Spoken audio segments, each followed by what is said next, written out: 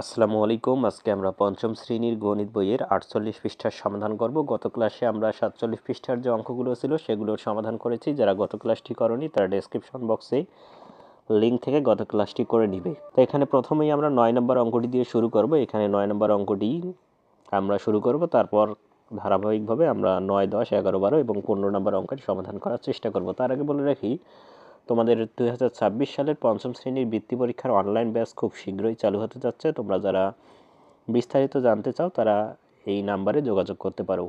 তো ৯ নম্বর অঙ্কটি হচ্ছে, এখানে বলেছে সবচেয়ে ছোট কোন সংখ্যা ৯ ও ১২ দ্বারা বিভাজ্য। ইতিমধ্যেই কিন্তু এরকম অঙ্ক আমরা অনেক করেছি।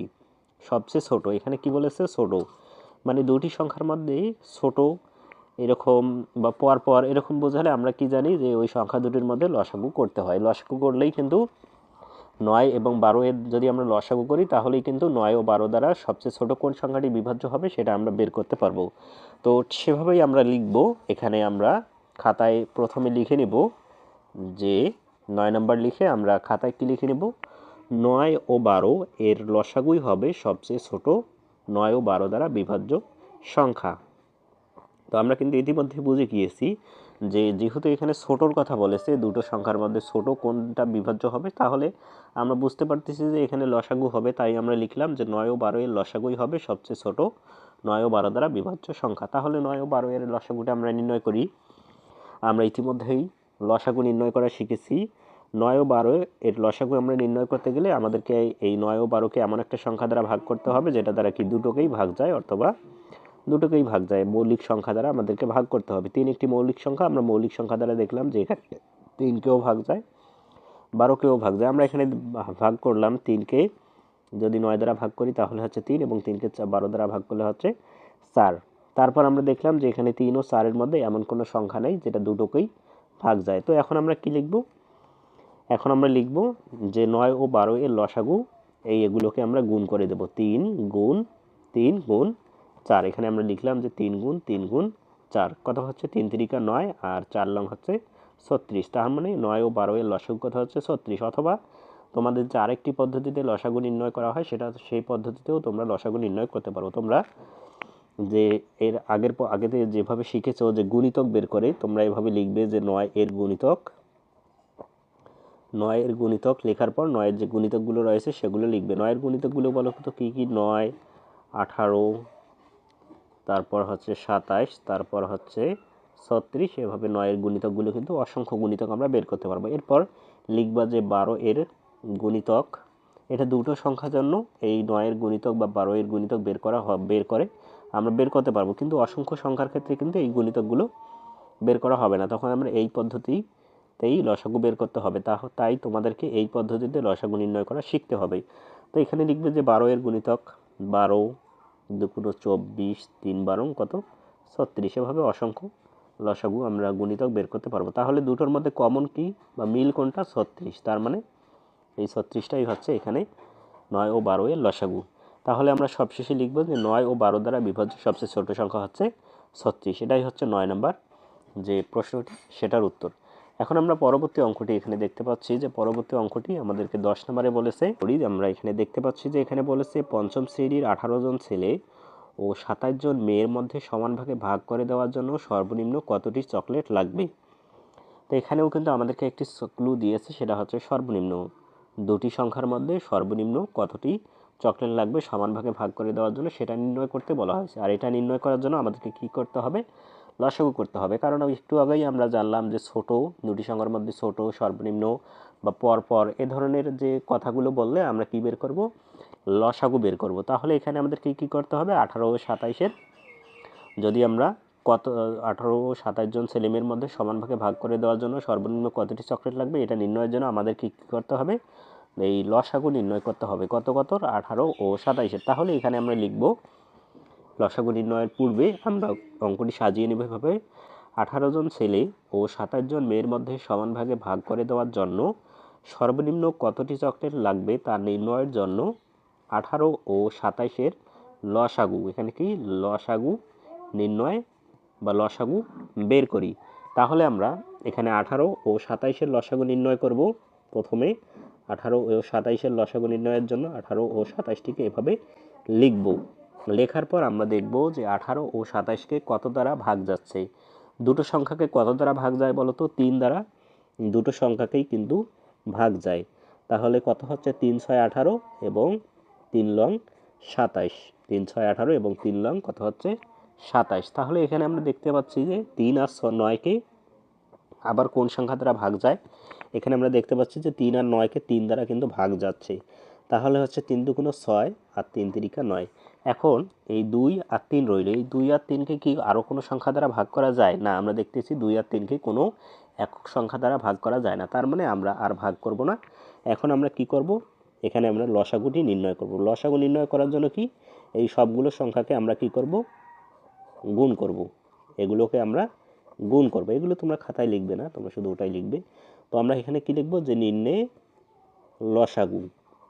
লেখার পর আমরা এই সংখ্যাগুলোকে গুণ করব। 3 গুণ 3 গুণ 2 গুণ 3 গুণন 2 গুণ 3, এগুলোর গুণফলটাই হচ্ছে লসাগু। তাহলে লসাগু কত হচ্ছে? 3 তিরিকা 9, 9 দুগুণ 18, আর 18 আর 3 গুণ করলে দেখো কত হয়, আলাদা করে গুণ করে নাও। 18 আর 3, তাহলে 3 অষ্টে 24, এর 4 হাতে 2, 3 অক্ষে 3, 5 আর 2 5। তাহলে কত হচ্ছে? 54।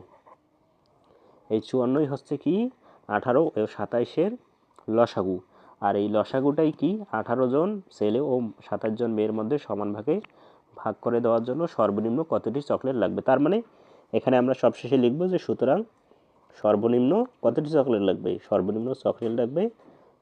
তো আশা করি এই অঙ্কটি তোমরা বুঝতে পেরেছো। এখানে প্রথমে আমাদেরকে দেখতে হবে যে এই অঙ্কটির মধ্যে আমাদেরকে কি করতে হবে, তারপর আমরা সেটাই এখানে করেছি। এখানে আমরা লসাগু নির্ণয় করে 54টি পেলাম।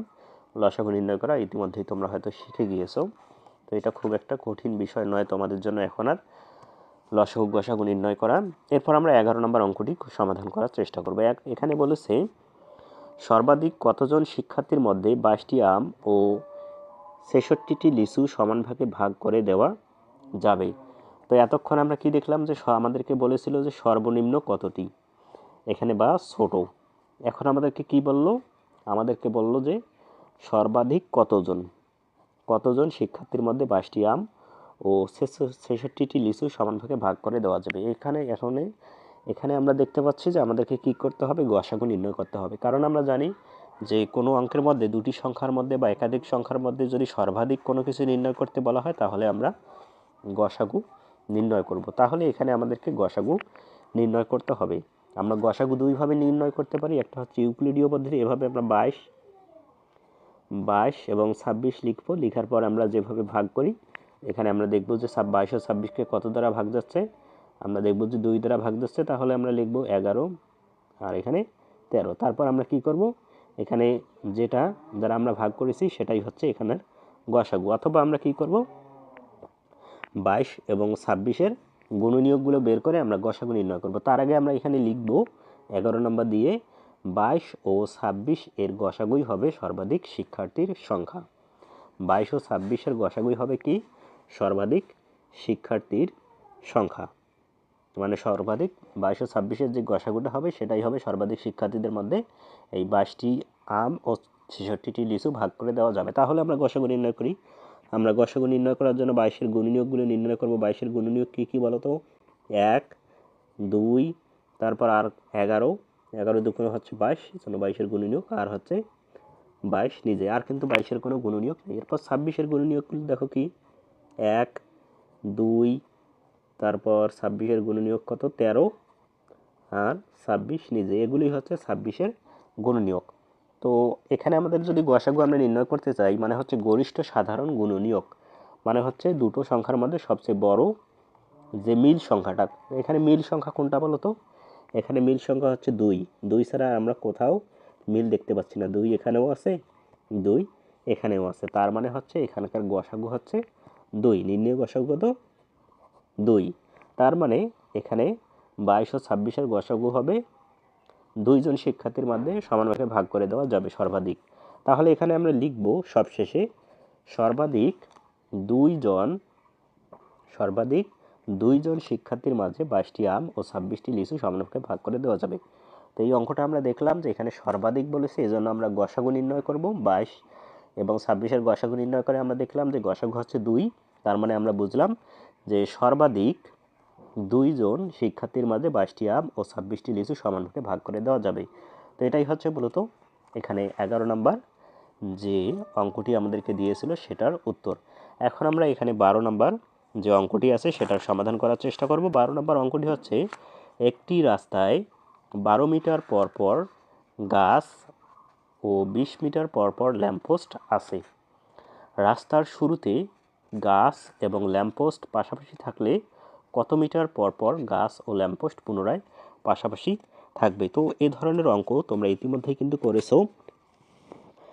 আমি কিন্তু তোমাদেরকে একটু আগেই বললাম যে ছোট সর্বনিম্ন পরপর এই ধরনের কথাগুলো থাকলে আমরা লসাগু নির্ণয় করব।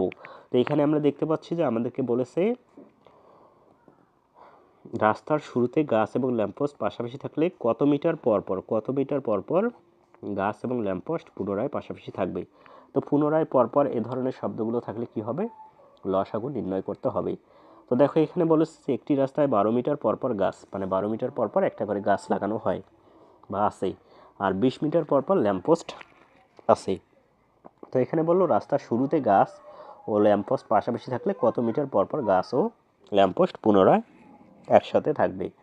মানে আমাদেরকে গাছ ও ল্যাম্পপোস্টটা একসাথে কখন থাকবে বা কত মিটার পর পর থাকবে সেটা আমাদেরকে নির্ণয় করতে হবে। আর এটা নির্ণয় করার জন্য আমাদেরকে 12 ও 20-এর লসাগু নির্ণয় করতে হবে। তাহলে এখানে আমরা লিখব 12 নম্বর দিয়ে 12 এবং 20-এর লসাগুই হবে গাছ ও ল্যাম্পপোস্ট পাশাপাশি থাকার দূরত্ব। কারণ আমরা জানি পরপর এই ধরনের পাশাপাশি এই ধরনের সংখ্যা এই ধরনের কথাগুলো থাকলে যদি আমরা সংখ্যা দুটির বা সংখ্যাগুলোর লসাগু নির্ণয় করি তাহলেই কিন্তু এখানে আমাদের উত্তরটা আমরা পেয়ে যাব। তাহলে আমরা এখানে লিখেছি যে 12 ও 20 এর লসাগুই হবে গাছ ও ল্যাম্পপোস্ট পাশাপাশি থাকার দূরত্ব।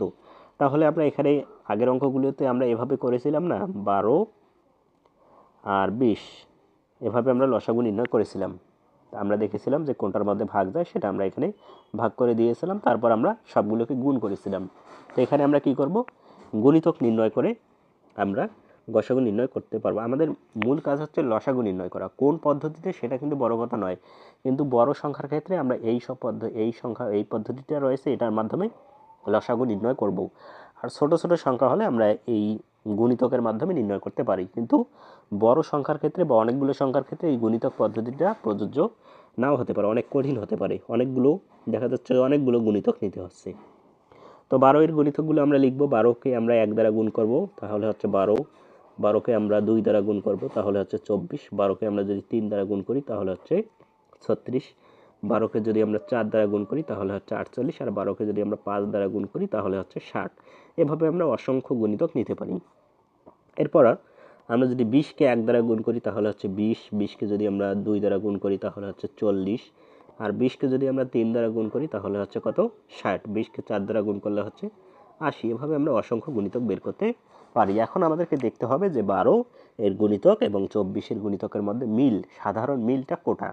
এখানে আমরা দেখতে পাচ্ছি যে 60 12-র মধ্যে আছে, 60 20-এর গুণিতকের মধ্যে আছে, তার মানে এখানে 60টাই হচ্ছে এখানে লসাগু। নিম্নে লসাগু কত? 60।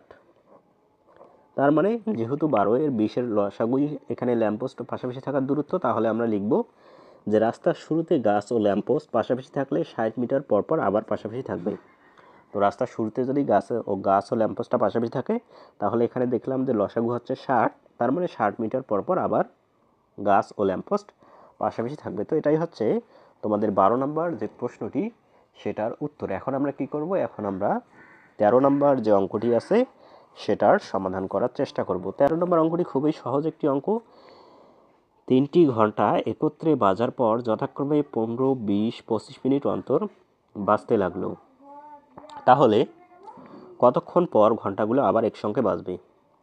তো কতক্ষণ পর ঘন্টাগুলো আবার একসঙ্গে বাজবে এটা জানার জন্য আমাদেরকে কি করতে হবে? লসাগু নির্ণয় করতে হবে। পরপর এ ধরনের সংখ্যাগুলো থাকলে আমি বলেছি যে লসাগু নির্ণয় করতে হবে। 15, 20, 25 মিনিট অন্তর বাজতে লাগলো, কতক্ষণ পর আবার একসঙ্গে বাজবে?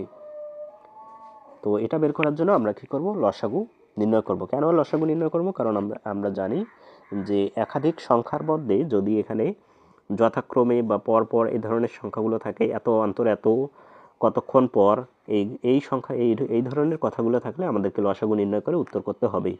তো এখানেও যেহেতু দেখতে পাচ্ছি যে কতক্ষণ পর ঘন্টাগুলো আবার একসঙ্গে বাজবে, একসঙ্গে কথাটি থাকলেও আমরা লসাগু নির্ণয় করতে পারি।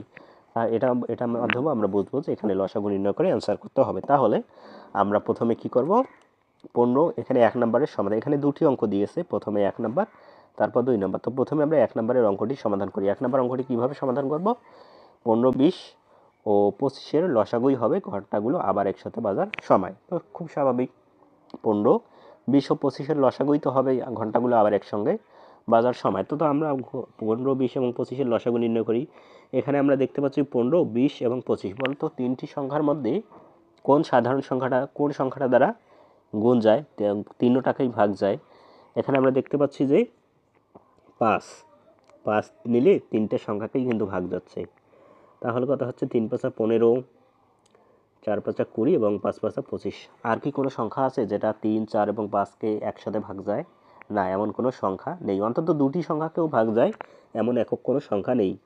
এখানে আমাদেরকে তিনটি আলাদা আলাদা সংখ্যা নিতে হবে ভাগ করার জন্য, কিন্তু আমাদেরকে একটি সংখ্যাই নিতে হবে। আমরা দেখতে পাচ্ছি যে ভাগ যায় না, তার মানে এখানে আমরা এই সংখ্যাগুলোকে গুণ করে দিলেই লসাগু পেয়ে যাব। তো নির্ণয় লসাগু কত, 5 গুণ 3, তারপর গুণ এই যে 4 গুণ 5 গুণ 4 গুণ 5, এটাই হচ্ছে এই সংখ্যাগুলোর লসাগু। আর এই সংখ্যাগুলোর লসাগুই মানে ঘন্টাগুলো আবার একসাথে কখন বাজবে সেটার উত্তর। তো 3 5 15, 4 15 হচ্ছে 60, আর 60কে যদি তোমরা 60কে যদি 5 দ্বারা ভাগ করো তাহলে 5 0 0 5 6 30, মানে 300। এখানে আমরা লিখলাম 300।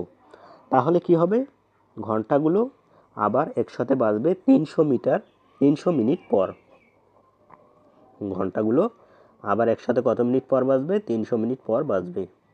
তো আশা করি এই প্রথম অঙ্কটি তোমরা বুঝতে পেরেছো। এখানে আমাদেরকে বলেছিল যে কতক্ষণ পর ঘন্টাগুলো একসাথে বাজবে। আমরা দেখলাম যে এখানে 15, 20 ও 25-এ যদি আমরা লসাগু নির্ণয় করি তাহলে এখানে ঘন্টাগুলো একসাথে কখন বাজবে সেটা আমরা পেয়ে যাব। আমরা দেখলাম যে 15, 20 এবং 25-এর লসাগু হচ্ছে 300, তার মানে 300 মিনিট পর ঘন্টাগুলো আবার একসাথে বাজবে। যেহেতু এখানে মিনিটের কথা বলেছে এজন্য আমরা উত্তরেও মিনিট পেয়েছি। যদি এখানে ঘন্টার কথা বলতো আমরা উত্তরে ঘন্টা দিতাম।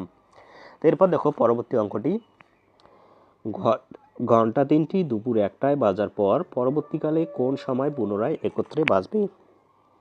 তো ঘন্টা 3টি পুনরায়, যদি ধরো ঘন্টা 3টি 1টায় বাজছে, মানে ঘন্টা 3টি আবার কতক্ষণ পর একসাথে বাজবে? ঘন্টা 3টি দুপুর 1টায় একসাথে বাজলো, তার আবার কতক্ষণ পর পুনরায় একত্রে বাজবে?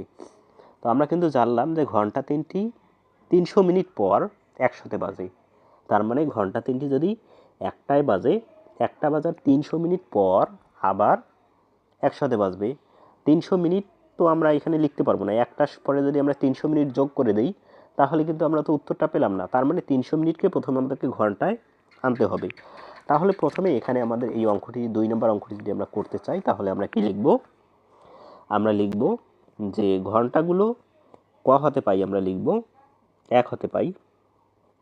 আমরা এখানে লিখব যে 1 হতে পাই ঘন্টাগুলো 300 মিনিট পর পর আবার একসাথে বাজে। কারণ আমরা এখানে কিন্তু যে ক নাম্বার যে উত্তরটা আমরা করলাম, এখানে যে আমরা প্রথমেই অর্থাৎ 13-এর 1 নাম্বার উত্তরটা আমরা করলাম, সেটাতে কিন্তু আমরা দেখেছি যে ঘন্টাগুলো 300 মিনিট পর একসাথে বাজে। তাহলে এখানে যেহেতু 1 ঘন্টা 2 ঘন্টা, এখানে ঘন্টার কথা বলেছে যে 1টায় বাজার পর আবার কত মিনিট পর বা কয়টায় মানে কি ঘন্টায়। তার মানে এখানে আমাদের এই 300 মিনিটটাকে ঘন্টায় রূপান্তর করতে হবে। আমরা জানি 60 মিনিট সমান 1 ঘন্টা, আর 300 মিনিট সমান কত ঘন্টা? আমরা 60কে যদি 300 দ্বারা ভাগ করি তাহলেই আমরা ঘন্টাটা পেয়ে যাব। আমরা 300কে 60 দ্বারা ভাগ করলাম, আমরা দেখলাম উত্তর পেলাম 5 ঘন্টা। 300কে 60 দ্বারা যদি ভাগ করা হয় তাহলে 5 ঘন্টা। তার মানে এই 300 মিনিট সমান কত ঘন্টা? 5 ঘন্টা। তাহলে ঘন্টাটি যদি 1টায় বাজে, একসাথে বাজে, তারপর আবার 300 মিনিট পর আবার একসাথে বাজবে, আর 300 মিনিট মানেই হচ্ছে 5 ঘন্টা পর।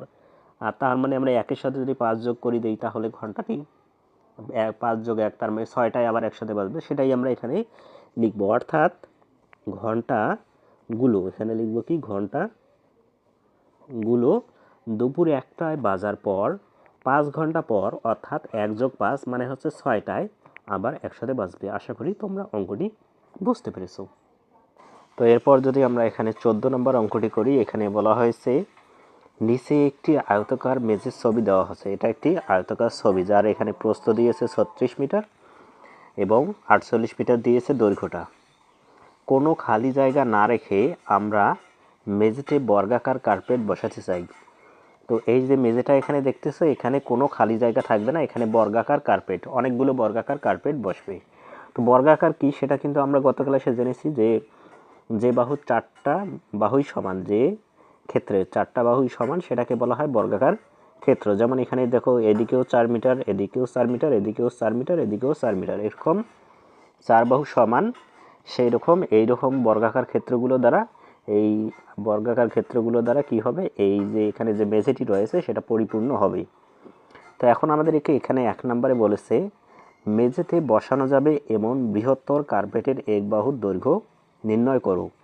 মেঝেতে বসানো যাবে এমন বৃহত্তর কার্পেটের, এখানে কার্পেটগুলো কীরকম হবে সেটা কিন্তু এখানে বলে দিয়েছে যে বর্গাকার কার্পেটগুলো হবে বর্গাকার। তার মানে কার্পেটের এক বাহুর দৈর্ঘ্য যেটা, বাকি 3 বাহুর দৈর্ঘ্যও কিন্তু সেটা হবে। তো আমাদেরকে এখানে কি নির্ণয় করতে হবে, এই মেঝেতে বসানো যাবে এমন বৃহত্তর কার্পেটের এক বাহুর দৈর্ঘ্য নির্ণয় করো। সবচেয়ে বড় কার্পেট, এই বাহুতে সবচেয়ে বড় কোন কার্পেটটা বসবে সেটা আমাদেরকে নির্ণয় করতে হবে, বর্গাকার করতে হবে।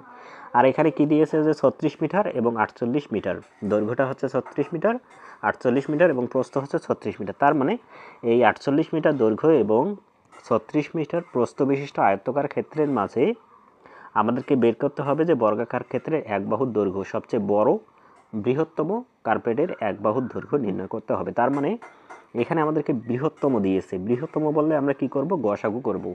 তার মানে এখানে আমাদেরকে যদি 48 এবং 36 এর গসাগুটা নির্ণয় করতে পারি, তাহলে আমরা এখানে কিন্তু একটা বর্গাকার ক্ষেত্র, সবচেয়ে বৃহত্তম বর্গাকার ক্ষেত্রে যে এক বাহুর দৈর্ঘ্য সেটা পেয়ে যাব। তাহলে এখানে আমাদেরকে যদি আমরা 1 নম্বরের উত্তরটা করতে চাই, তাহলে এখানে আমাদেরকে লিখতে হবে 1 নম্বর দিয়ে মেঝেতে বসানো যাবে এমন বৃহত্তর কার্পেটের এক বাহুর দৈর্ঘ্য হবে 48 ও 36 এর লসাগু। তাহলে এখানে আমরা প্রথমেই 48 এবং 36 এর লসাগু নির্ণয় করব। আমরা ইতিমধ্যেই 48 কীভাবে লসাগু নির্ণয় করতে হয় সেটা শিখে গিয়েছি। তো এখানে আমরা 48 এবং 36 এর লসাগু নির্ণয় করব। তাহলে এখানে আমরা দেখতেছি 2 দিয়ে দুটোকেই ভাগ যাচ্ছে।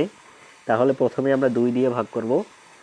এখানে আমরা 24 দুগুণ হচ্ছে 48, আর এখানে কত 18 দুগুণ 36। তো এখানে লসাগু নির্ণয় করার ক্ষেত্রে আমরা দেখব যে দুটোর আমরা লসাগু নির্ণয় করতে পারি সে দুটোকে সর্বনিম্ন কোন সংখ্যা দ্বারা ভাগ যায়, মৌলিক সংখ্যা দ্বারা ভাগ যায়, দুটোকেই ভাগ যেতে হবে। তো এখানে আমরা দেখতেছি যে 2 দ্বারা দুটোকেই ভাগ যাচ্ছে, সেজন্য আমরা কি করলাম, 2 দ্বারা ভাগ করলাম। 2 দ্বারা 48কে ভাগ করলে হচ্ছে 24, 2 দ্বারা 36কে ভাগ করলে হচ্ছে কত, 18। এখন আমরা কি করব, এই 24 এবং 18কে আবার দেখব যে কত দ্বারা ভাগ যায়। 24 এবং 18কে আবার 2 দ্বারা ভাগ যাচ্ছে, তার মানে আমরা ভাগ করি 12 এবং 9কে আমরা যদি এখানে 18কে ভাগ করি তাহলে হচ্ছে 9। এখন আমরা দেখব যে এখানে 12 আর 9কে কোন সংখ্যা দ্বারা ভাগ যাচ্ছে। 12 আর 9কে দেখো 2 দ্বারা কিন্তু 12কে ভাগ যায়, 9কে ভাগ যায় না, তার মানে আমরা 2 নেব না। এখন আমরা যদি 3 দিয়ে ভাগ করি তাহলে দেখা যাচ্ছে যে 12কেও ভাগ যাচ্ছে এবং 9কেও ভাগ যাচ্ছে, তাহলে আমরা এখানে 3 দ্বারাই ভাগ করব 12 এবং 9কে। 3 দ্বারা 12কে ভাগ করলে হচ্ছে 4 এবং 3 দ্বারা 9কে ভাগ করলে হচ্ছে 3। এখন কিন্তু আর কোনো এমন কোনো সংখ্যা আছে কি বলতো যেটা 4কেও ভাগ যায়, 3কেও ভাগ যায়, এমন কোনো সংখ্যা নেই, তার মানে আর আমাদের ভাগ যাবে না। তাহলে আমরা এখান থেকে লিখব যে নির্ণয়ে গসাগু। এখানে আমাদের কি লিখতে হবে, গসাগু নির্ণয় করতে হবে। আমরা এখানে গসাগু নির্ণয় করব। গসাগু কোনগুলো বলতো, যেগুলো দিয়ে ভাগ দিয়েছি সেগুলোর গুণফল। এখানে আমরা 2 দিয়ে ভাগ দিয়েছি, এখানেও 2 দিয়ে ভাগ দিয়েছি এবং এখানেও 3 দিয়ে ভাগ দিয়েছি, তার মানে এখানে যে গসাগু সেটা হচ্ছে এই 2 গুণ 2 গুণ 3-এর গুণফল। এখানে কিন্তু 4 এবং 3 আমাদের নেওয়া যাবে না। লসাগুর ক্ষেত্রে আমরা 4 এবং 3 নিতাম, কিন্তু গসাগুর ক্ষেত্রে আমরা যেগুলো দিয়ে শুধু ভাগ করেছি সেগুলোই নিব। তাহলে আমরা গুণ করি, নির্ণয় গসাগু 2 গুণন 3। তাহলে এখানে আমাদেরকে কত হচ্ছে দেখো, 2 দুগুণ 4 এবং 3 চারা 12। তার মানে কি হচ্ছে, আমাদের এই গসাগুটাই তো সবচেয়ে বৃহত্তম এক বাহুর দৈর্ঘ্য। তাহলে আমরা এখানে লিখব, কি লিখব বলো, আমাদেরকে কি চেয়েছে দেখো, মেঝেতে বসানো যাবে এমন বৃহত্তম কার্পেটের এক বাহুর দৈর্ঘ্য। তো আমরা জেনেছি যে 36 আর 48-এর গসাগুই হচ্ছে এক বাহুর দৈর্ঘ্য বৃহত্তম। তাহলে এখানে আমরা লিখব যে সুতরাং বৃহত্তম বর্গাকার কার্পেটের দৈর্ঘ্য, আমরা এখানে কি লিখব যে বৃহত্তম বর্গাকার কার্পেটের দৈর্ঘ্য 12 মিটার। তাহলে এটাই হচ্ছে আমাদের 1 নম্বরের উত্তর। তো 1 নম্বর উত্তরটা আমরা কিভাবে করলাম, আমরা দেখলাম প্রথমেই যে এখানে আমাদেরকে বলেছে যে বৃহত্তম কার্পেটের দৈর্ঘ্য নির্ণয় করতে বলা হয়েছে। আমরা বৃহত্তমটা দেখে বুঝলাম যে এখানে আমাদেরকে এই 48 এবং 36-এর মধ্যে গসাগু নির্ণয় করে আমাদেরকে বের করতে হবে। তো আমরা সেটাই করে গসাগু করে উত্তরটা নির্ণয় করলাম। তো এখন আমাদেরকে এখানে বলেছে যে সম্পূর্ণ মেঝেতে কার্পেট বিছানোর জন্য এরূপ কয়টি কার্পেট লাগবে। তো এখন বলেছে আমরা তো প্রথমে একটা শুধু মেঝের কি বের করলাম, কার্পেটের দৈর্ঘ্য বের করলাম। বৃহত্তম কার্পেটের এরকম একটা আমরা শুধু একটা বৃহত্তম কার্পেটের বর্গাকার কার্পেটের দৈর্ঘ্য বের করলাম। তো এখন এরকম আরও কয়টা কার্পেট আমাদেরকে এভাবে যোগ করে এই পুরো মেঝেটা ভর্তি করতে হবে, সেটা এখানে আমাদেরকে বের করতে হবে। তো আমরা দেখলাম সবচেয়ে বড় বাহু কোনটা, বড় যে বর্গাকার বাহু সেটা হচ্ছে 12 মিটার। তাহলে এখানে আমাদেরকে এর আগেও আমরা এরকম অঙ্ক করেছি যে আমরা যদি এইটা ভর্তি করতে চাই বর্গাকার বাহু দ্বারা, তাহলে আমাদেরকে কি করতে হবে, প্রথমে এই পুরো আয়তক্ষেত্রটার ক্ষেত্রফল নির্ণয় করতে হবে। তারপর আমাদেরকে কি করতে হবে, আমরা যে বর্গাকার ক্ষেত্রটি পেলাম, এনে একটি বর্গাকার ক্ষেত্রর দৈর্ঘ্য আমরা পেলাম, সেটার আমাদেরকে কি করতে হবে, ক্ষেত্রফল নির্ণয় করতে হবে। তারপর যদি আমরা এই আয়তাকার ক্ষেত্রফলেরকেই বর্গাকার ক্ষেত্রফল দিয়ে ভাগ দেই, তাহলেই কিন্তু এখানে কতগুলো কার্পেট বসানো যাবে সেটা বের হয়ে আসবে। তো আমরা সেভাবেই এটা নির্ণয় করব। আমরা এখানে এই অঙ্কটি 2 নম্বর অঙ্কটির সমাধানে লিখব যে ক হতে প্রাপ্ত বৃহত্তর কার্পেটের এক বাহুর দৈর্ঘ্য 12 মিটার। এটা আমরা 1 নম্বরে পেয়েছি। তাহলে আমরা লিখব যে বৃহত্তর কার্পেটের ক্ষেত্রফল। কার্পেটের ক্ষেত্রফল কত বলো তো, যেহেতু কার্পেটটা একটি বর্গাকার সেহেতু কার্পেটের ক্ষেত্রফলের সূত্র হচ্ছে দৈর্ঘ্য এক বাহু গুণ আরেক বাহু, এক বাহু গুণ এক বাহু। এটা হচ্ছে সূত্র, এটা হচ্ছে বর্গাকার ক্ষেত্রের ক্ষেত্রফল নির্ণয়ের সূত্র। এখানে আমাদের আগে আয়তক্ষেত্রের ক্ষেত্রফল নির্ণয় করতে হবে এবং বর্গাকার ক্ষেত্রের ক্ষেত্রফল নির্ণয় করতে হবে মেঝেতে কতগুলো কার্পেট বিছানো আছে সেটা জানার জন্য। তাহলে এখানে আমরা আয়তক্ষেত্রে এই বর্গাকার ক্ষেত্রের কার্পেটের এক বাহুর দৈর্ঘ্য কত, 12 মিটার। তার মানে আমরা লিখব 12 গুণ 12। তাহলে হচ্ছে 12 12 কত, 144, বাংলায় লিখবে 144। এটা হচ্ছে কি, কার্পেটের দৈর্ঘ্য। এখন আমাদেরকে কি নির্ণয় করতে হবে, আয়তকার ক্ষেত্রের দৈর্ঘ্য দেয়া আছে 48 মিটার এবং প্রস্থ দেওয়া আছে 36 মিটার। এটা কিন্তু দেয়া আছে, এই যে প্রশ্নেই দেয়া আছে, এই যে 48 মিটার হচ্ছে দৈর্ঘ্য আর 36 মিটার হচ্ছে প্রস্থ। সেটাই আমরা লিখলাম, কারণ আমরা যদি আয়তকার ক্ষেত্রের ক্ষেত্রফল নির্ণয় করতে চাই তাহলে আমাদেরকে দৈর্ঘ্য এবং প্রস্থর দরকার আছে। তো তাহলে আয়তাকার ক্ষেত্রের ক্ষেত্রফল দৈর্ঘ্য গুণন প্রস্থ, এটা হচ্ছে সূত্র। আমরা সূত্র প্রয়োগ করলাম। আয়তাকার ক্ষেত্রের ক্ষেত্রফলের সূত্র হচ্ছে দৈর্ঘ্য গুণন প্রস্থ। দৈর্ঘ্য কত, 48, আমরা লিখলাম 48, আর গুণ প্রস্থ কত, 36, এখানে আমরা লিখলাম 36। তাহলে এটা যদি আমরা গুণফল করি তাহলেই কিন্তু আমাদের এই আয়তক্ষেত্রের ক্ষেত্রফলটা বের হয়ে আসবে। তো এটার আমরা গুণফল আলাদা করে যদি নির্ণয় করি, তাহলে গুণফলটা আলাদা করে নির্ণয় করি 48 আর 36-এর গুণফলটা।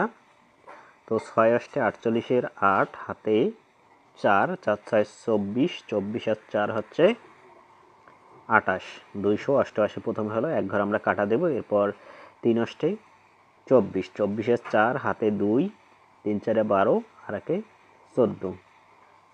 তাহলে এখানে 8, 4 আর 8 হচ্ছে 12, 12 2 হাতে 1, 5, 5 আর 2 7 এবং 1, 1728। এটা হচ্ছে আমাদেরকে কি, আয়তকার ক্ষেত্রের ক্ষেত্রফল। তো এখানে আমরা লিখব যে 1728 হচ্ছে আয়তকার ক্ষেত্রের ক্ষেত্রফল।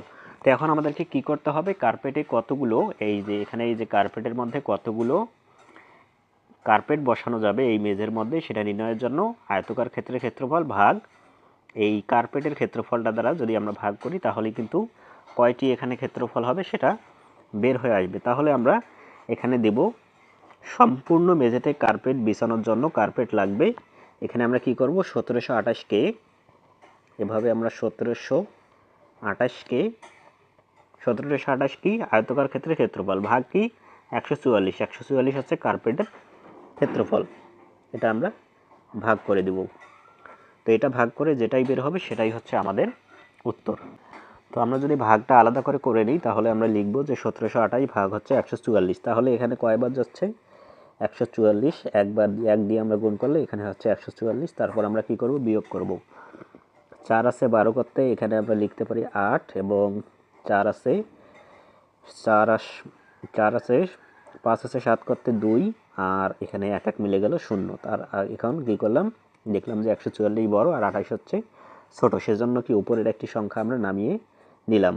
এখন 288কে আমরা যদি 144কে 2 দ্বারা গুণ করি তাহলে হচ্ছে 288।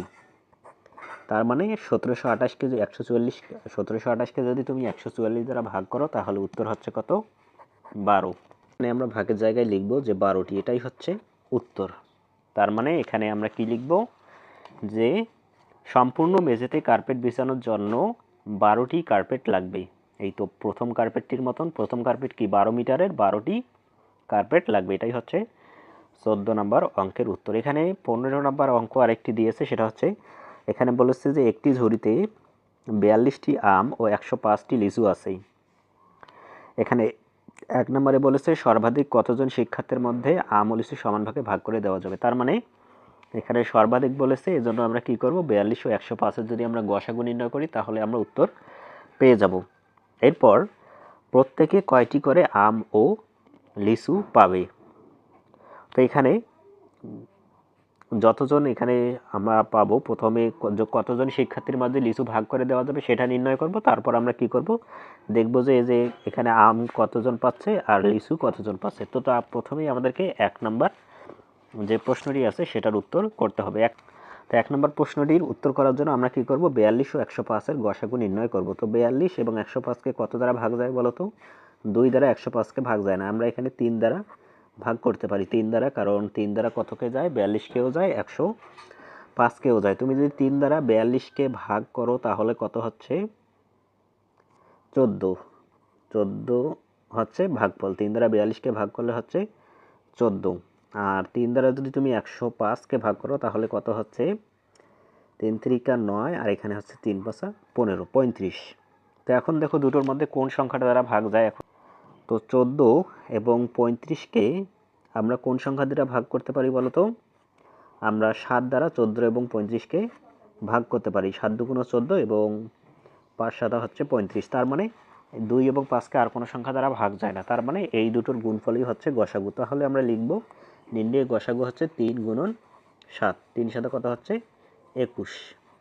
তাহলে আমাদের উত্তর হচ্ছে 42 এবং 105 এর গসাগুই যেহেতু সর্বাধিক কতজনের মধ্যে ভাগ করে দেওয়া যাবে সেটার উত্তর, তাহলে এখানে আমরা লিখব যে সর্বাধিক 21 জনের মধ্যে 42টি আম ও 105টি লিচু ভাগ করে দেওয়া যাবে।